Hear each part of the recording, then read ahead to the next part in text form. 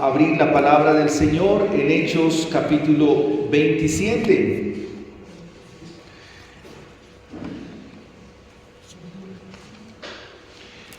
Nos encontramos en la serie expositiva del libro de los Hechos y ha sido de grande bendición y de enorme provecho en lo personal.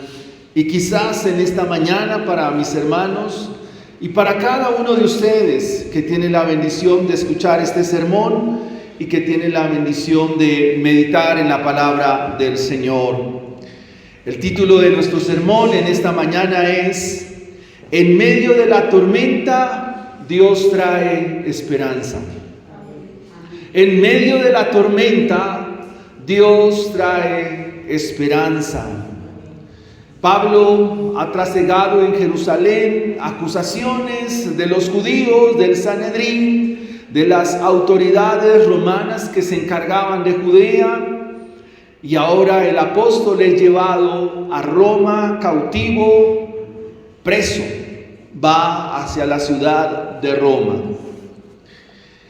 Y por la travesía que ahora vive el apóstol se va a levantar una tormenta.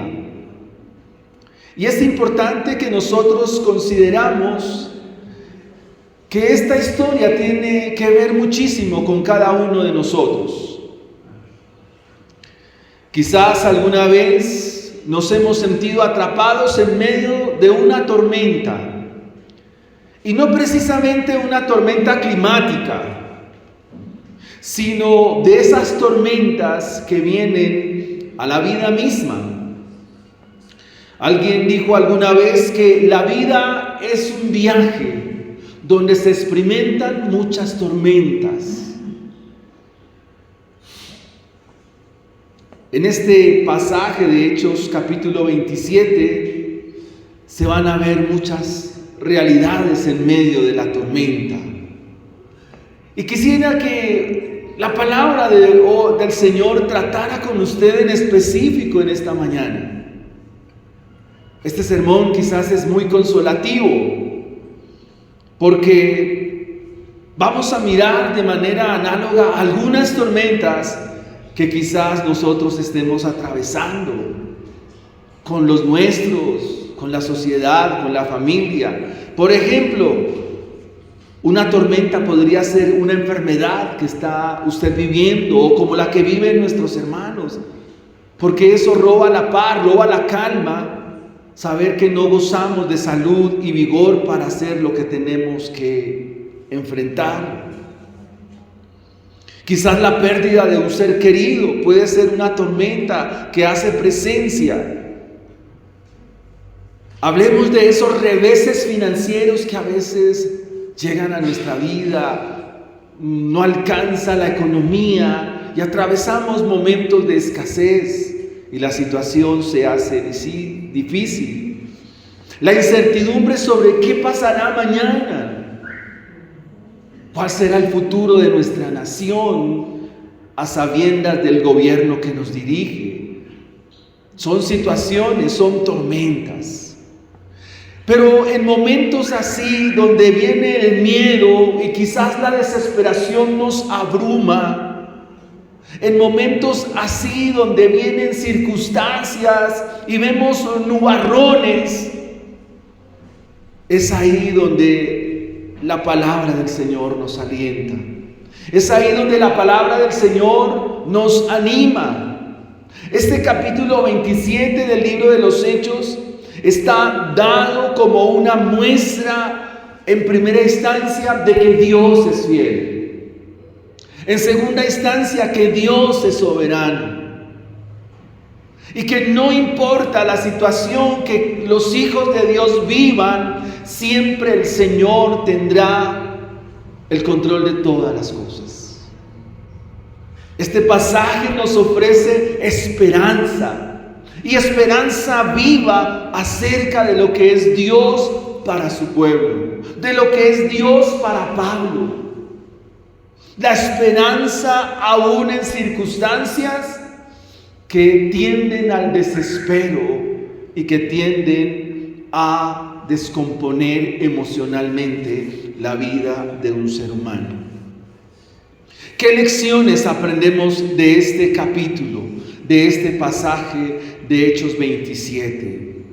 Del versículo 1 al versículo 12 vamos a encontrar que no debemos ignorar la advertencia, porque ignorar las advertencias trae consecuencias. Leamos el texto de Hechos 27, de los versículos 1 al 12.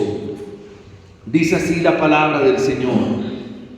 Cuando se decidió que habíamos de navegar para Italia, entregaron a Pablo y a algunos otros presos a un centurión llamado Julio de la compañía Augusta. Y embarcándonos en una nave adramítena que iba a tocar los puertos de Asia, zarpamos, estando con nosotros Aristarco, macedonio de Tesalónica. Al otro día llegamos a Sidón y Julio, tratando humanamente a Pablo, le permitió que fuese a los amigos para ser atendido por ellos. Y haciéndose a la vela desde allí, navegamos a Sotavento de Chipre, porque los vientos eran contrarios. Habiendo atravesado el mar frente a Cilicia y Panfilia, arribamos a Mira, ciudad de Licia. Y hallando allí el centurión una nave alejandrina que zarpaba para Italia, nos embarcó en ella. Navegando muchos días despacio y llegando a duras penas frente a Gnido, porque nos impedía el viento, navegamos a Sotavento de Creta frente a Salmón. Y costeándola con dificultad llegamos a un lugar que se llamaba Buenos Puertos, cerca del cual estaba la ciudad de Lasea. Y habiendo pasado mucho tiempo y siendo ya peligrosa la navegación por haber pasado ya el ayuno, Pablo les amonestaba. Aquí está el punto de mi primer punto del sermón en esta mañana, diciéndoles: varones, veo que la navegación va a ser con perjuicio y mucha pérdida, no solo del cargamento de la nave, sino también de nuestras personas. Pero el centurión daba más crédito al piloto y al patrón de la nave que a lo que decía Pablo. Versículo 12. Y siendo incómodo el puerto para invernar, la mayoría acordó zarpar también de allí, por si pudiesen arribar a Fenice, puerto de Creta que mira al noroeste y sudeste, e invernar allí. Ignorar la advertencia trae consecuencias. Ignorar la advertencia trae consecuencias. Es todo un desafío este capítulo 27, porque encontramos un transbordo de naves, en este caso barcos. Pudiera llamarse a este viaje el cuarto viaje misionero de Pablo. ¿Cómo comienza? Pablo es prisionero durante este viaje.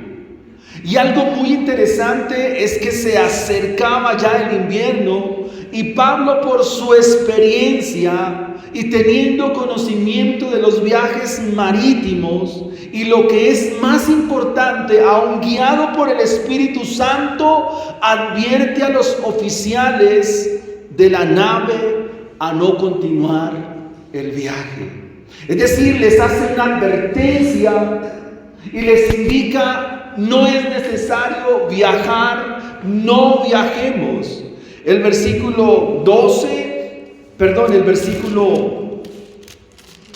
10 nos dice específicamente: varones, veo que la navegación va a ser con perjuicio y mucha pérdida, no solo del cargamento y de la nave, sino también de nuestras personas. O sea, les está diciendo: no lo hagamos. Es una advertencia. Varones, veo que la navegación va a ser con peligro, va a haber pérdida. Y no solo del cargamento, sino la nave, nuestras vidas están en peligro. Sin embargo, ¿qué nos dice el texto? que el centurión, influenciado más por el piloto y por el patrón de la nave, y considerando que el puerto de Buenos Puertos no era adecuado para invernar, ¿qué se decide? Zarpemos. O sea, lo que este hombre nos dice, no lo tomemos en serio. Optaron por la conveniencia y la opinión de experticia humana sobre una advertencia divina. Recuerden que Pablo es guiado por el Espíritu de Dios. Es un hombre que tiene una constante comunión con Dios. Y cuando nosotros ignoramos las advertencias que se nos hacen al respecto de nuestra vida, es ahí donde entramos en fracasos. Mayoritariamente el fracaso de la iglesia, el fracaso del cristianismo, el fracaso de la iglesia es no acatar lo que dice la palabra del Señor. Hago un paréntesis. El día martes, la enseñanza que está preparada para el martes, estaremos hablando de la sencillez del Evangelio, lo sencillo que es obedecer a Dios, lo fácil que es obedecer al Señor. Pero a veces nosotros enredamos la pita, enredamos la piola, nos llenamos de complicaciones, porque nuestro orgullo es más grande que aún la sabiduría de Dios, y desacatamos flagrantemente lo que Dios nos dice. Obedecer a Dios es sencillo, hermanos, es fácil, pero nosotros nos complicamos la existencia. Nosotros nos complicamos en lo que decimos, en lo que pensamos, porque creemos ser más sabios que Dios. Ignoramos lo que Él nos dice. Y ahí es donde erramos, hermanos. Ahí es donde fracasamos. Ahí es donde nos equivocamos. La amonestación de Natán para con David fue: David, ¿por qué tomaste en poco la palabra del Señor? Es más, todos los reyes tenían una copia fidedigna de la ley del Señor. Ellos tenían una ley para sí, pero se equivocaron, y nosotros también. Así que la idea de esta enseñanza en esta mañana, mis hermanos, es acatar la palabra del Señor. No ignoren la palabra del Señor. El alma, la vida de una iglesia está en las sagradas escrituras. El alma de la iglesia, el alma de cualquier congregación está en el conocimiento de Dios a través de su palabra. De ahí se desprende todo: la vida de oración, la vida de comunión, la vida de servicio, la vida de predicación, la vida de evangelización se desprende de la palabra del Señor. Miren, amados hermanos, el 14 de abril del año 1912, un transatlántico que navegaba desde Liverpool, Inglaterra, hacia los Estados Unidos, recibió múltiples advertencias. Se le informó por medio de comunicación, es decir, por medio de un sistema que se llama el telégrafo inalámbrico. A esta embarcación se le informó y se le dijo: hay muchos icebergs en las frías aguas del Atlántico Norte.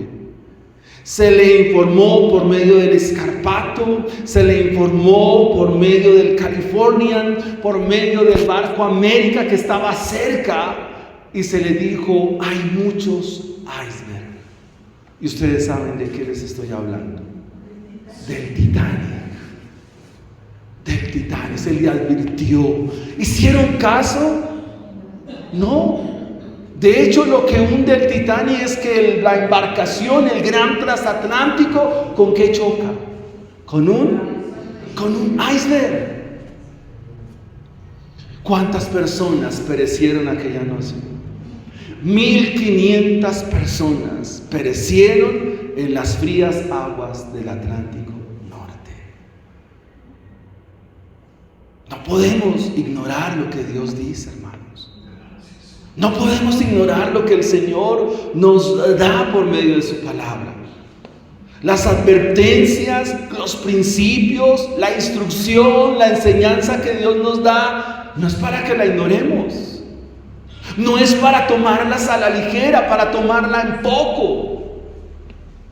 La mejor manera como una iglesia honra a Dios es obedeciendo a su palabra. La mejor manera como tú honras a Dios y le expresas su amor a Él es honrando su palabra. Tú puedes decir que amas a Dios y te derrites en su presencia y lloras, pero si no obedeces a la palabra de Dios, eso no te sirve de nada. Puros lloriqueos. Así decimos en mi pueblo, ¿no? Lloriquear ahí. Dios nos da principios que nos advierten sobre muchas cosas. Por ejemplo, todos sabemos que es unirse en yugo desigual cuando nuestras niñas o nuestros jóvenes tenemos o que nos enamoramos de alguien que no comparte nuestra fe. Usted ya lo sabe. ¿Qué dice la Biblia al respecto? Sí, enóviate. Sí, vete a vivir con él. Eso no se casen. ¿Qué dice Dios al respecto, hermanos? Denme lecciones ustedes a mí, que soy más joven que ustedes.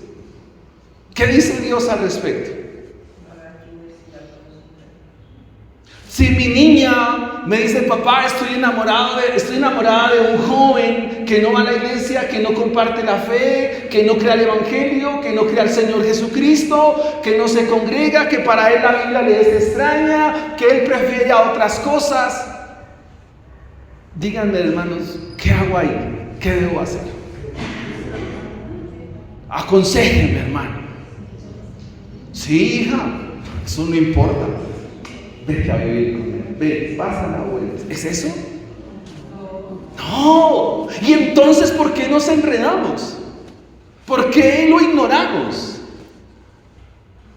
Si sabemos que esa relación le va a traer problemas, aún siendo grande y conscientes, ¿por qué lo ignoramos? Que la relación va a ser dañina, va a ser nociva. No os unáis en yugo desigual. Ninguna comunión tiene la luz con las tinieblas. Eso lo sabemos todos.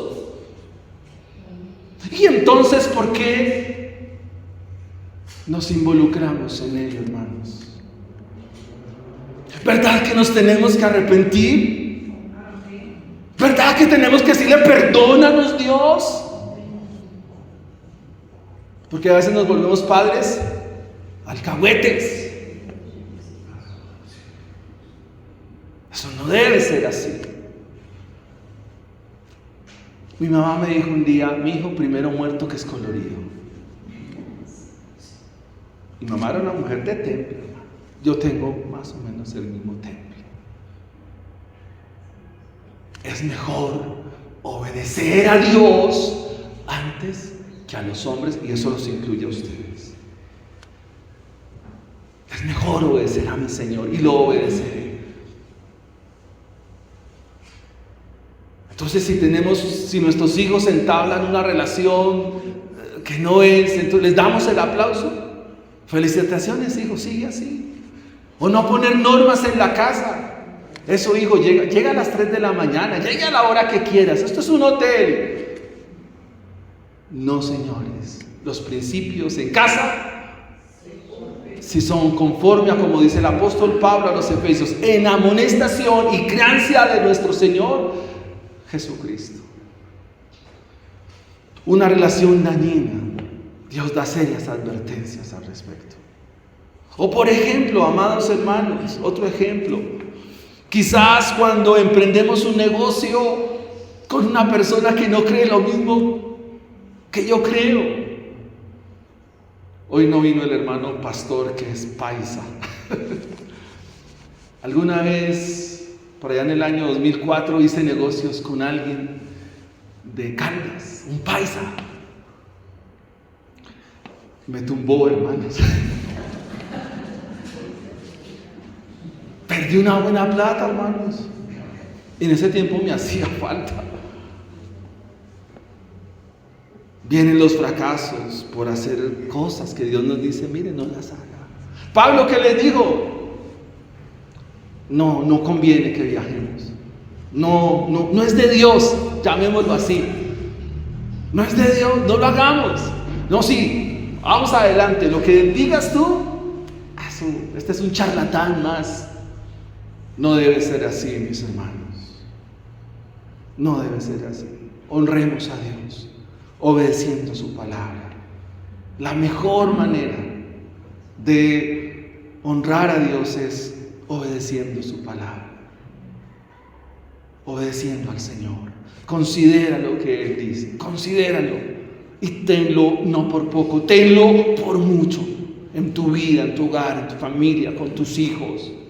Te garantizo que aunque los demás digan cosas contrarias, aunque los demás no les parezca, Dios sabrá honrar, porque Dios honra a los que lo honran.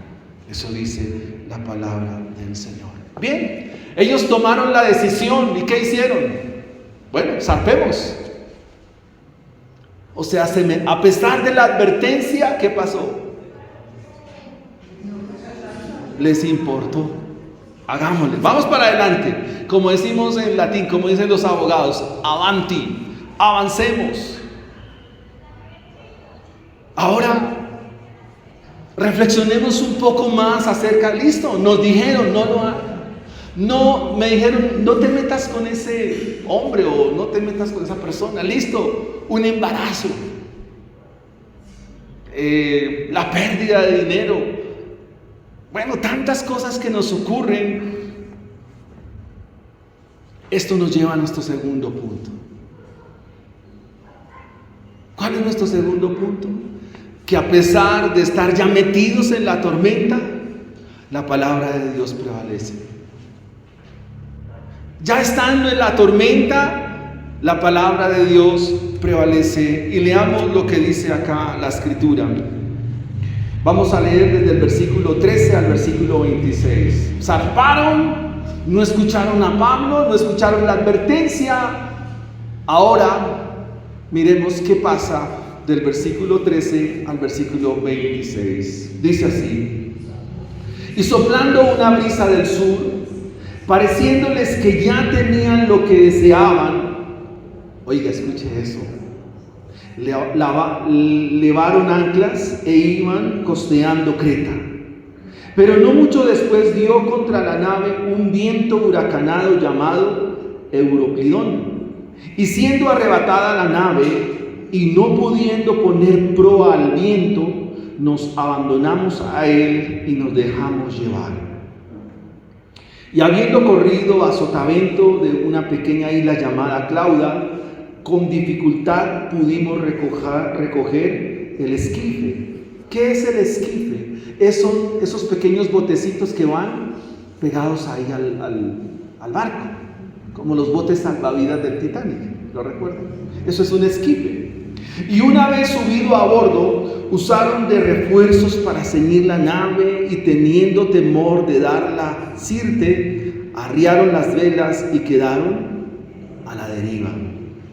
Pero siendo combativos por una furiosa tempestad, al siguiente día empezaron a lijar, y al tercer día con nuestras propias manos arrojamos los aparejos de la nave. Y mire la tormenta como es. Versículo 20. Y no apareciendo ni sol ni estrellas por muchos días, y acosados por una tempestad no pequeña, ya habíamos perdido toda esperanza de salvarnos. Aquí es donde la palabra de Dios prevalece. Entonces Pablo, el creyente, ¿verdad? El cristiano, como hacía ya mucho que no comíamos, puesto en pie en medio de ellos, dijo: habría sido por cierto conveniente, oh varones, haberme oído y no zarpar de Creta tan solo para recibir este perjuicio y pérdida. Pero ahora os exhorto a tener buen ánimo, pues no habrá ninguna pérdida de vida entre vosotros, sino solamente de la nave. Porque esta noche ha estado conmigo el ángel de Dios, de quien soy y a quien sirvo, diciendo: Pablo, no temas, es necesario que comparezcas ante César, y he aquí Dios te ha concedido todos los que navegan contigo, Por tanto, oh varones, tened buen ánimo, porque yo confío en Dios que será así como se me ha dicho. Con todo es necesario que demos en alguna isla. Amén. En medio de la tormenta, la palabra de Dios prevalece. Segundo punto del sermón. ¿Qué hacer entonces cuando ya estamos en la tormenta? En otras palabras, ya metimos las de caminar. Perdonen ese coloquialismo. ¿Qué hacer?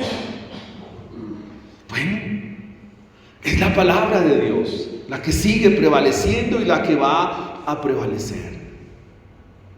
La decisión de zarpar tuvo consecuencias inmediatas y terribles, por supuesto. Poco después se levanta un viento huracanado. ¿Cómo se llamaba él?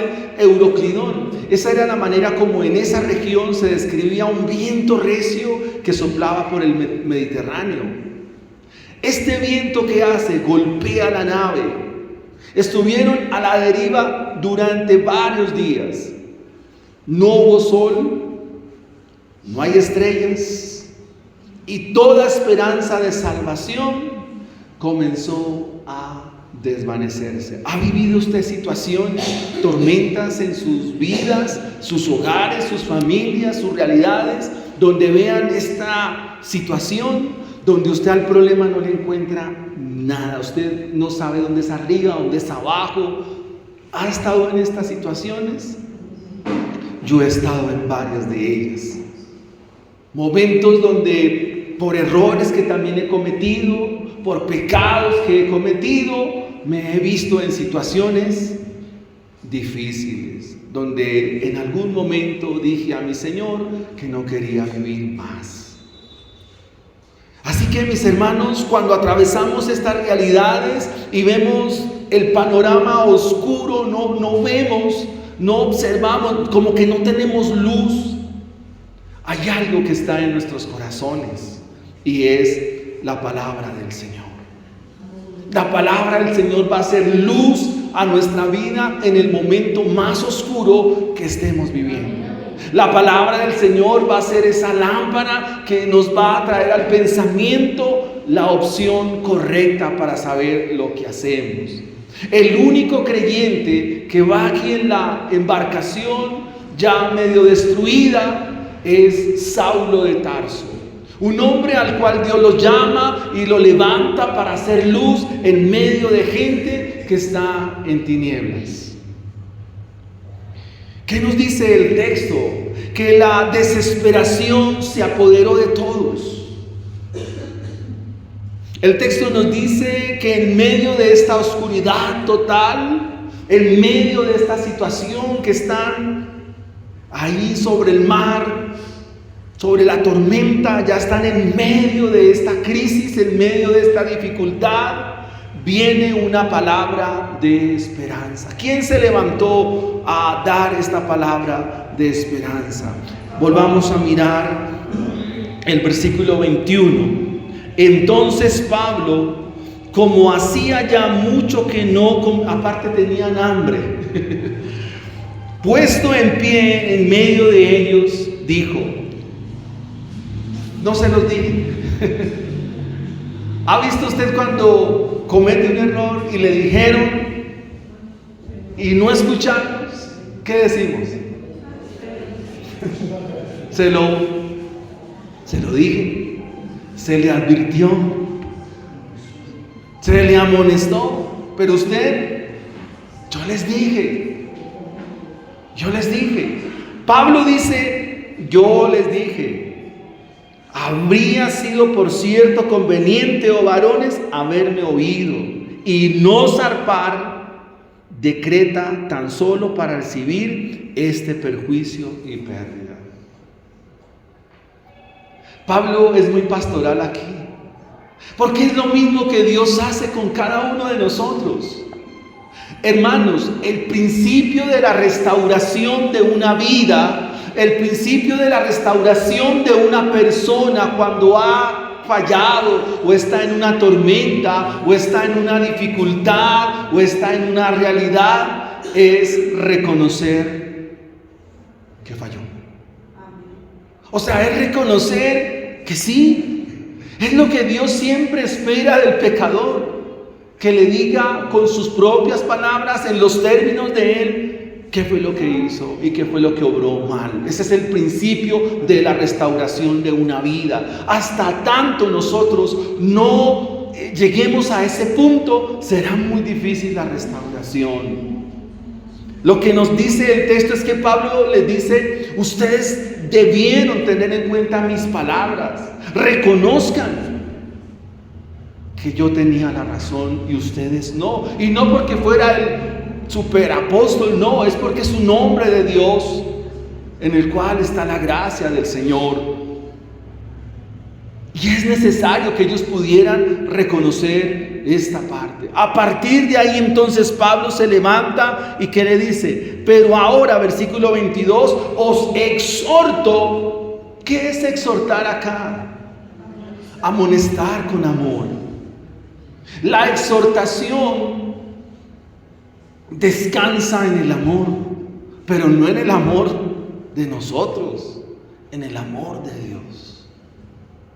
Exhortar significa, claro, decirle a la persona que falló, pero decírselo ¿cómo? Con amor. Porque así lo hace el Señor. O sea, Dios en medio de la corrección, ¿qué nos muestra? Amor. Pablo los exhorta a tener buen ánimo, a decir: listo, la embarramos, listo, ya metimos las de caminar, no hicieron caso, listo, pero no nos quedemos en el problema, ahora miremos la solución. Y la solución la tenía él cuando le dice: pues no habría ninguna pérdida de vida, no habrá ninguna pérdida de vida entre nosotros, sino solamente la nave.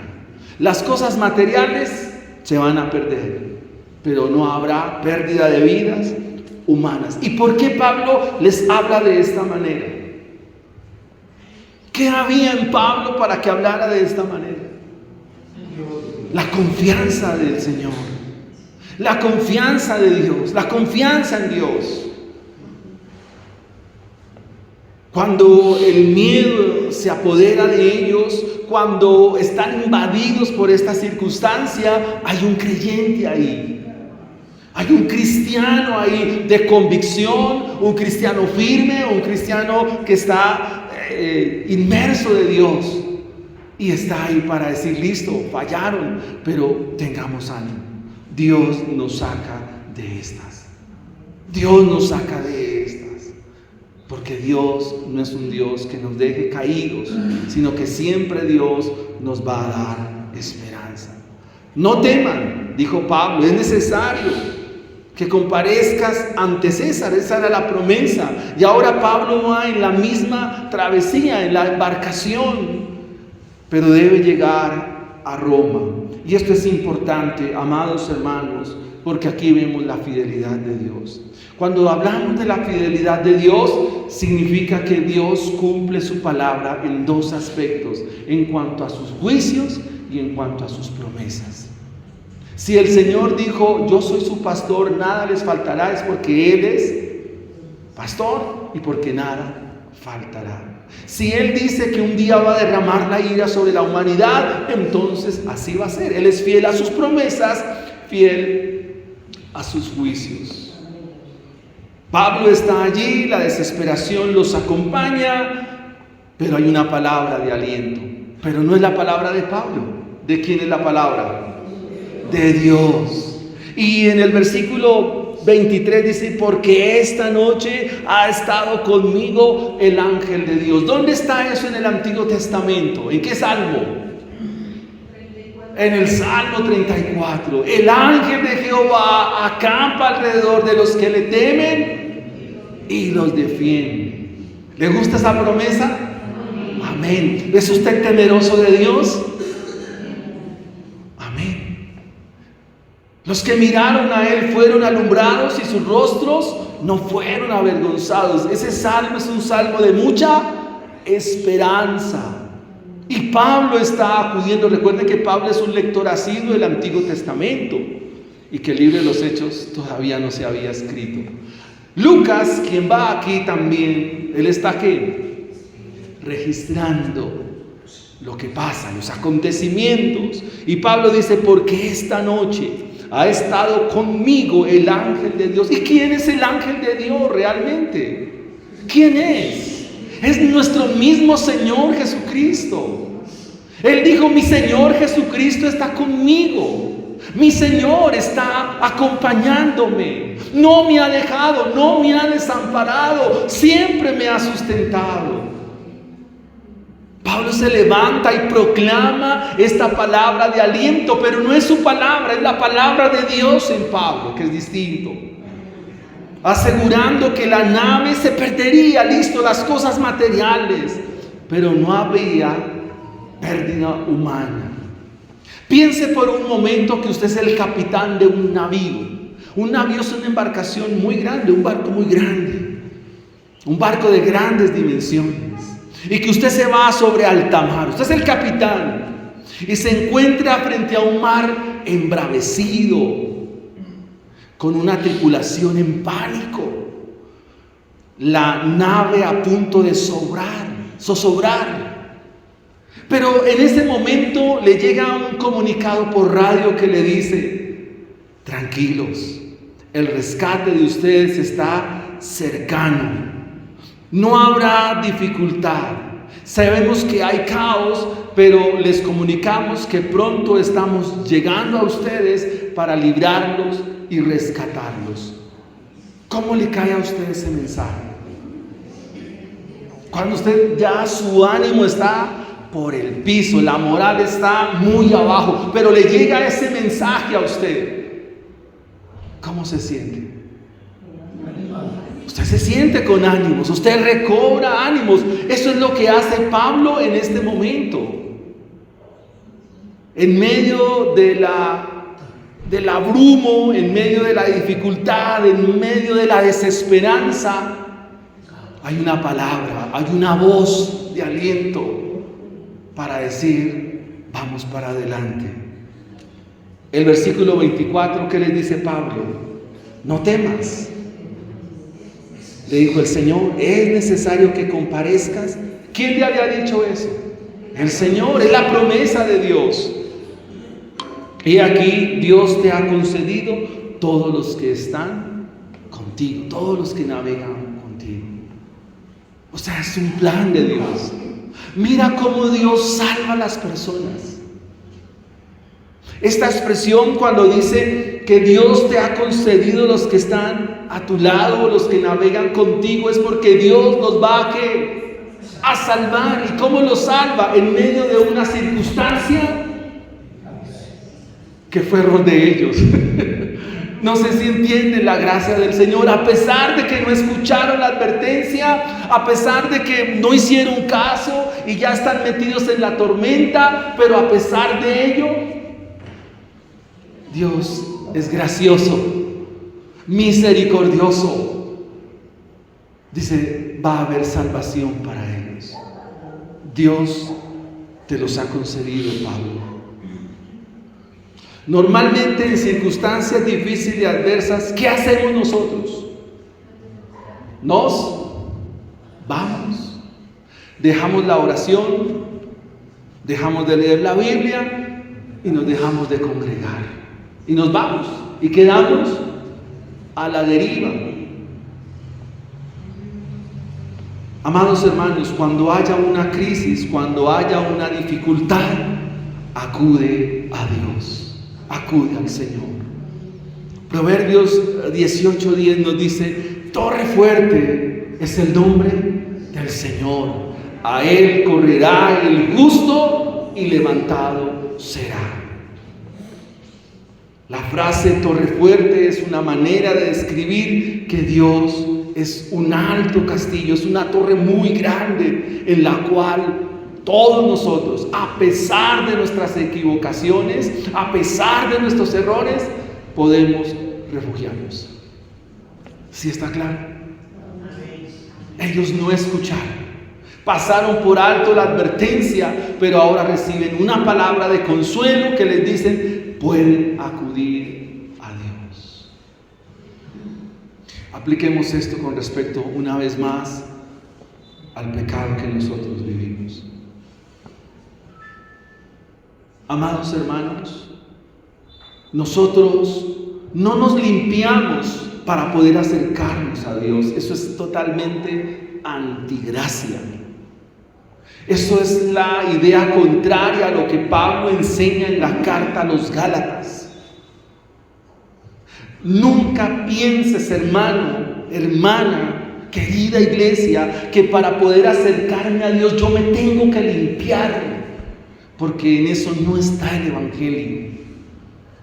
Nosotros nos acercamos a Dios es porque estamos sucios y Él nos limpia. Nosotros nos acercamos a Dios porque nuestro olor es un olor de muerte, pero Él con su gracia nos perfuma.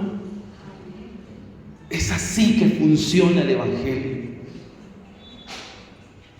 A veces uno le dice al hermano, ¿por qué no? No, hermano, es que yo estoy muy sucio. Pues por eso, por lo mismo tanto, acércate a Dios.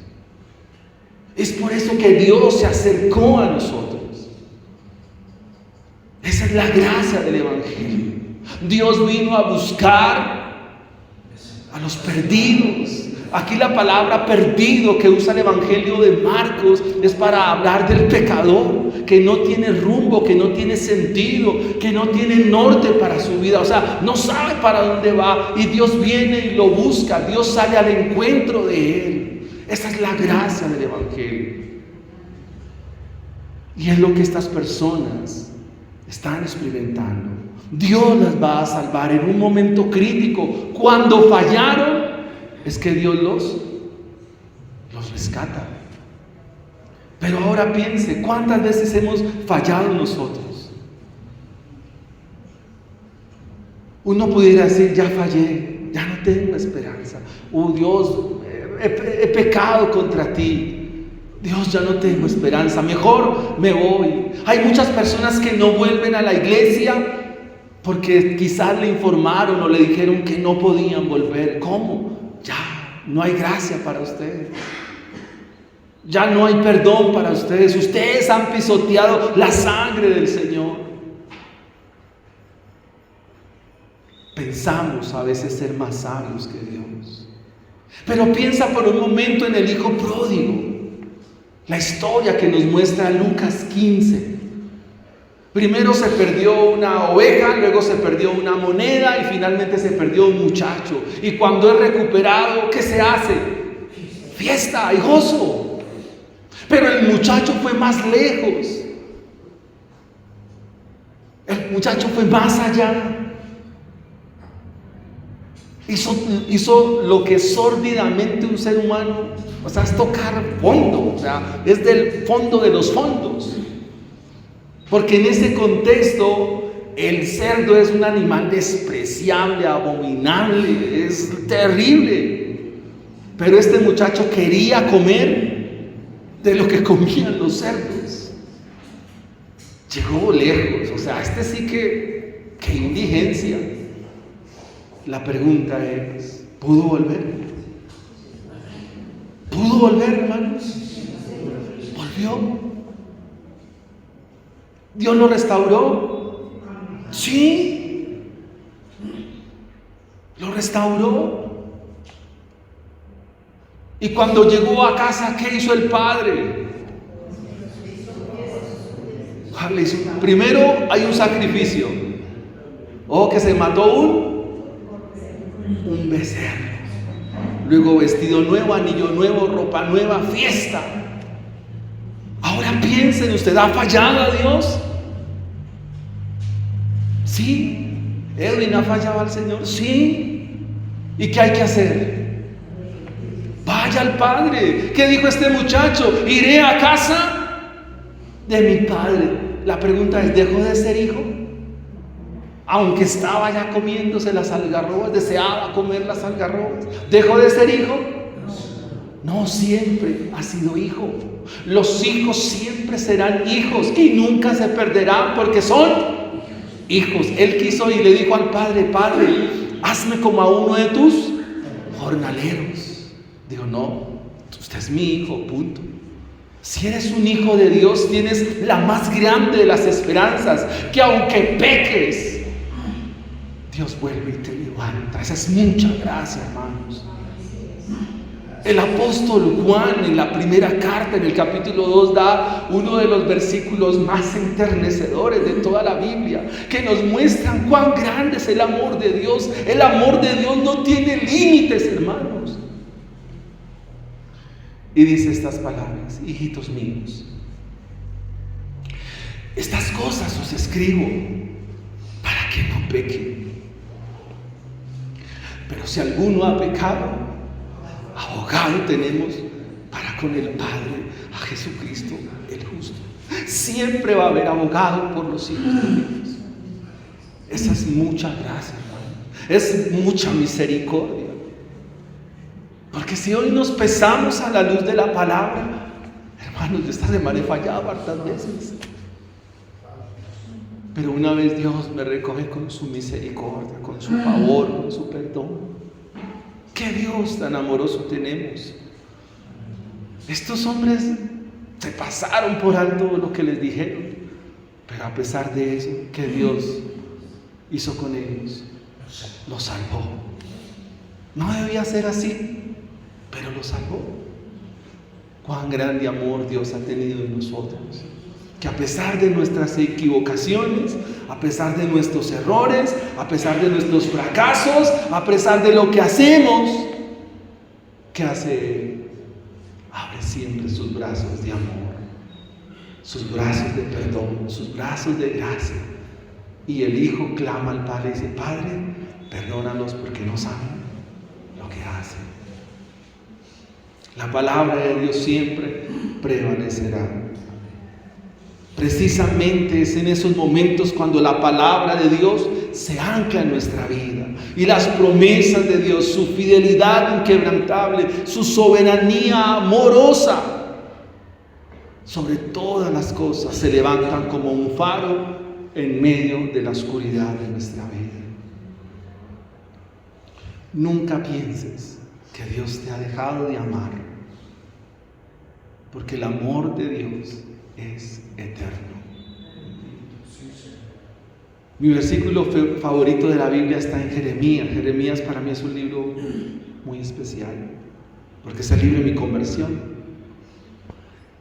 Y cuando llegué al capítulo 31, al versículo 3, leí estas palabras que quebraron mi alma, cuando decía: con amor eterno te he amado, por tanto te prolongué mi misericordia. Con amor eterno te he amado. ¿Usted entiende eso? Que Dios lo ame eternamente. O sea, el amor de Dios no está supeditado a si te portas bien o te portas mal. Lo ideal es que te portes bien. Dios te sigue amando. No importa si tú vienes a la iglesia, el ideal es que vengas a la iglesia y corrijas tu vida. Eso es lo ideal, hermanos, pero no siempre estamos en una iglesia ideal. Decía mi hermano Jairito al comienzo: me preocupa que estas sillas están desocupadas porque no vinieron los hermanos. Pero a pesar de que hoy no vinieron, ahí donde están, Dios los sigue amando si son sus hijos. El amor de Dios no es por mérito humano, ni yo puedo hacer nada por alcanzar su amor. No, mis hermanos, no hay nada que yo pueda poner de mi parte para ganarme el amor de Dios. O aquí alguien se puede ganar el amor de Dios. ¿Saben que no? Sencillamente Él dijo: los amo. ¿Sabe cómo cierra el libro de Oseas? Oseas es un libro que describe ampliamente el amor de Dios. A Israel se le llama el indómito Efraín. Efraín, dice que Efraín es idólatra, es pagano en Oseas. ¿Y sabe qué dice el texto del profeta? De pura gracia lo sanaré, con mi amor lo sanaré. El amor sana. ¿Sabe cómo Dios cambia la iglesia? Por medio de la persona de su Hijo Jesucristo, amándola. Yo a veces eso no lo entiendo, hermanos.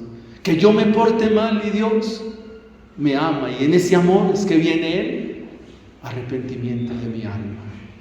Amén. El Señor dijo: no temas porque yo estoy contigo, no desmayes porque yo soy tu Dios que te esfuerzo, siempre te ayudaré, siempre te sustentaré con la diestra de mi justicia. Siempre el Señor nos sostendrá una y otra vez, siempre nos acompañará y siempre nos llevará a final puerto. Veamos nuestro tercer punto en esta mañana. Amados hermanos, la obediencia te llevará a seguridad. La obediencia te llevará a seguridad. A ustedes y a mí siempre nos gusta ir a la fija, ¿sí o no? ¿No? Yo quiero ir a la fija, o usted se quiere equivocar. No, ninguno. Queremos ir ¿cómo? A la fija. Obedece. Leamos los versículos 27 al 44. Dice así la Escritura: venida la 14ª noche. ¿Cuántas noches habían pasado? 14ª es 14. Oiga, 14 noches así. 2 semanas. Perfecto, mi hermano, gracias. Venida la 14ª noche, y siendo llevados a través del mar Adriático, a la medianoche los marineros sospecharon que estaban cerca de tierra. Y echando la sonda, hallaron 20 brazas. Una braza es 2 metros. Las brazas son una forma de medida náutica. 20 brazas, si la braza es 2 metros, ¿cuántos metros son? 40 metros, sí señor.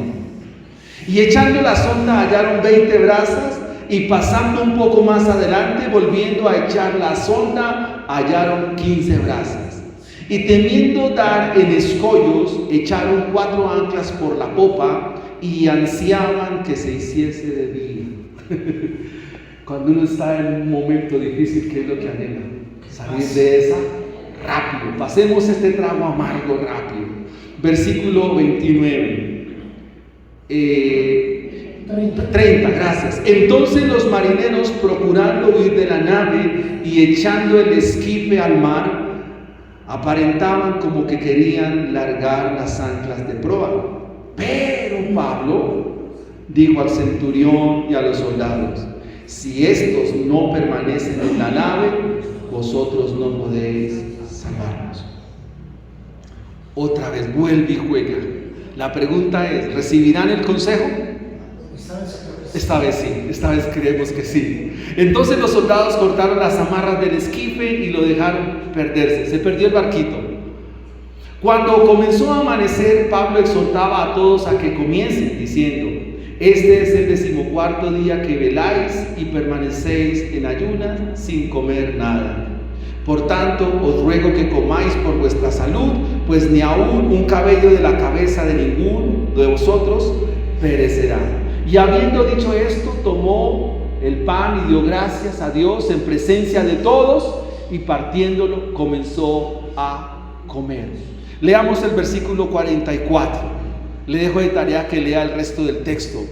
Y los demás, parte en tablas, parte en cosas de la nave, y así aconteció que todos se salvaron saliendo a tierra. Amén. Pasó. La obediencia te lleva a seguridad, hermanos. La obediencia trae bendición. Después de 14 días, la tormenta interrumpida, la tribulación presintió que se acercaban a tierra.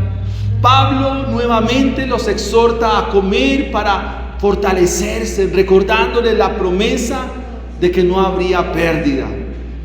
Cuando amanece, vieron una bahía, descendieron, encallaron la nave, pero el naufragio fue inevitable. La popa se abrió con la violencia de las olas. Los soldados, temiendo que los prisioneros escaparan, era gravísimo dejar escapar un preso en ese contexto, acarreaba la muerte. Y los soldados temían de que los presos escaparan, de que los prisioneros se fueran a fugar. Y proponen mejor matarlos. Pero ¿qué hace Pablo? Pablo impide y propone que mejor coman y que estén en buenos puertos. Y así aconteció que todos se salvaron en tierra. El versículo 44 nos da la promesa de Dios cumplida al detalle. ¿Pero qué requirió? Obediencia. Obediencia. Pablo le dijo, miren, versículo 33, cuando comenzó a amanecer, ¿qué hizo Pablo? Les exhorto a todos a que coman. Ya es el 14º día. Versículo 34, por tanto os ruego que comáis, porque vuestra salud, pues ni aun un cabello de la cabeza de ninguno de vosotros perecerá. Si queremos ver la bendición de Dios en nuestra vida, muy fácil, obediencia. La vida nos da experiencias para que las consideremos, para que pensemos en ellas, que aprendamos la lección para no volver a cometer el error. Esta vez se escuchó a Pablo, esta vez se consideró lo que Pablo dijo, esta vez se escuchó con atención. Piense, por ejemplo, en un rescate de un edificio que está en llamas. Llega el equipo de bomberos y para hacer un rescate hay que cumplir al pie de la letra, con minucia y detalle, y seguir las instrucciones que se dan para el rescate. Pero si uno de los bomberos piensa hacer las cosas en sus propios términos, según sus formas, habrá la posibilidad de que los que haya que rescatar, algunos de ellos se pierdan. Nuestra vida es una vida en llamas, constantemente. Y se requiere que cumplamos al pie de la letra la palabra del Señor. Que no hagamos las cosas por nuestra cuenta. Que no la hagamos según nuestra destreza. Que no la hagamos según nuestra propia conveniencia.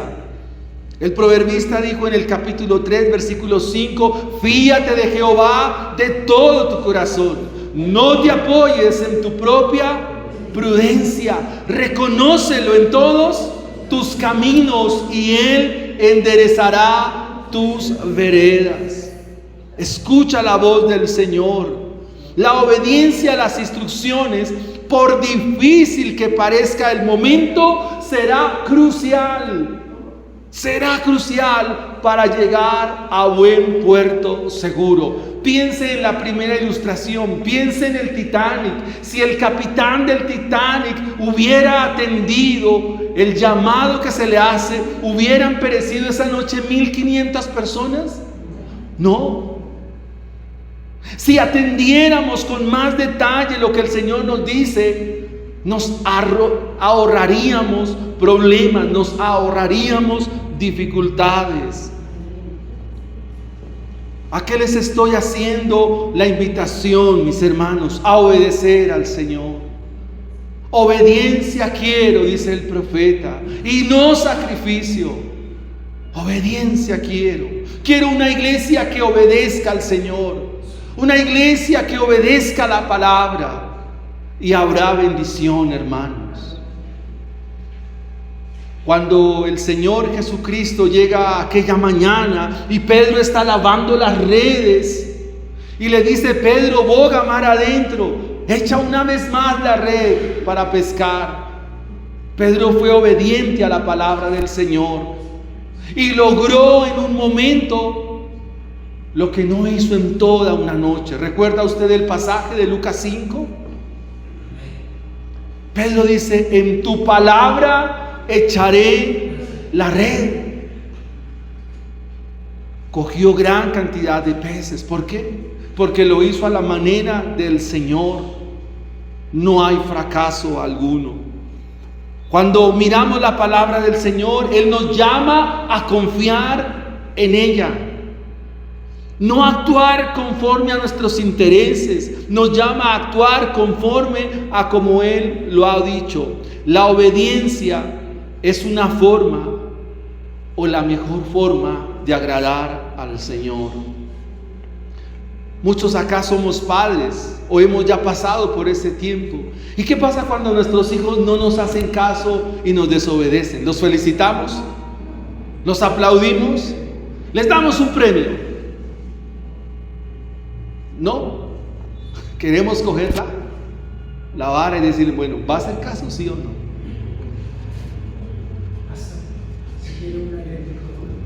Ya, Gabriel, no funciona. Tranquilo, hermano. Tranquilo, así terminamos ya.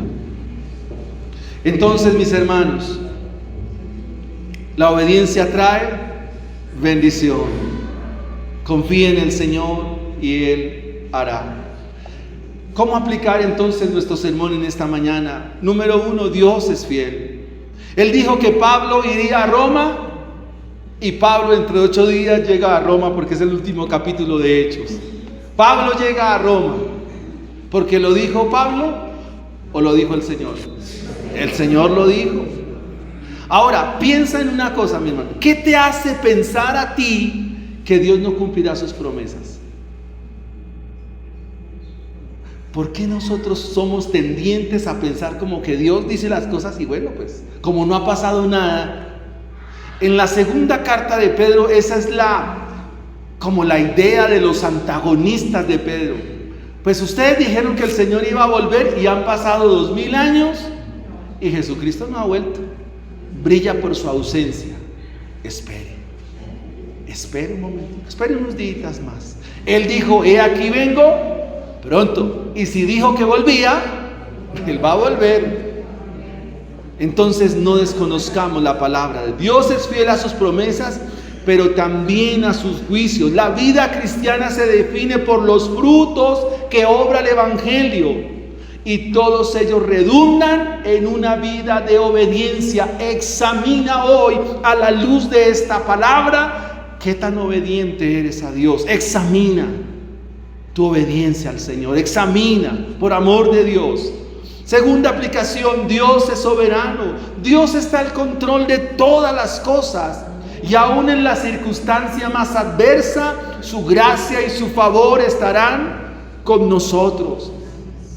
Y si Dios te está permitiendo vivir una situación por enfermedad, escasez, dificultad, nuestros hijos, los nietos, la iglesia, el gobierno, no te angusties.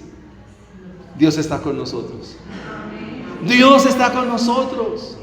Su promesa está con nosotros. Y debemos descansar en ello. ¿Por qué? Porque los que aman a Dios, todas las cosas les ayudarán para bien. Miremos el Evangelio en esta mañana, amados hermanos, amigos, niños, jóvenes que están con nosotros. En el jardín del Edén, Dios le dio una instrucción al hombre. ¿Cuál fue? De todos los árboles del huerto pueden comer, sáciense, pero de este árbol que es de la ciencia del bien y del mal, no coman. ¿Y cuál fue la advertencia? El día que de él coman, ciertamente morirán. ¿Atendió Adán la palabra? No. ¿Y qué pasó? El hombre entró a la peor tormenta. Una tormenta que está en el corazón del ser humano. ¿Y cuál es esa tormenta? El pecado, el desacato a la voz del Señor. El pecado es infracción de la ley. El pecado es transgresión de la ley.